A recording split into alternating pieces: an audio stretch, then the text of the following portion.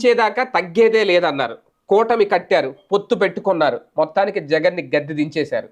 కానీ ఇప్పుడు అధికారంలోకి వచ్చేసిన తర్వాత కూటమి సర్కారు తీసుకుంటున్న నిర్ణయాలు, కూటమి సర్కారు గవర్నెన్స్ ఒక రకంగా వాళ్ళు చేస్తున్న పరిపాలన చూస్తూ ఉంటే తగ్గాల్సి వస్తుందా, ఇష్యూస్ అయితే రేజ్ చేస్తున్నారు.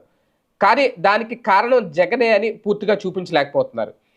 ఇప్పుడు రేషన్ బియ్యం వ్యవహారం చూసుకుంటే మొదటి నుంచి కూడా మొత్తం ఓకే, అది ఒక ద్వారంపూడి చంద్రశేఖర్ రెడ్డి కోసమో ఇంకొకరి కోసమో, లేదంటే వైసీపీలో ఆ తీగలాగితే డొంక మొత్తం కదులుద్దనే వ్యూహం. ఎందుకంటే పేరు నాని గొడవల్లో, లేదంటే ఇప్పుడు బుగ్గన రాజేంద్రనాథ్గా ఆయన గొడవల్లో కూడా బియ్యం మాయమైనవి, పేరు నాని గొడవల్లో బియ్యం మాయమైనవి, ఆ షిప్లో వెళ్తున్న కంటైనర్లో ఉన్న బియ్యం అన్నీ కూడా వైసీపీ మాఫియా, ఇదంతా అంటే ఇది ఫైనల్గా జగన్ దగ్గరకు వస్తుందా లేదనేది వేరే విషయం.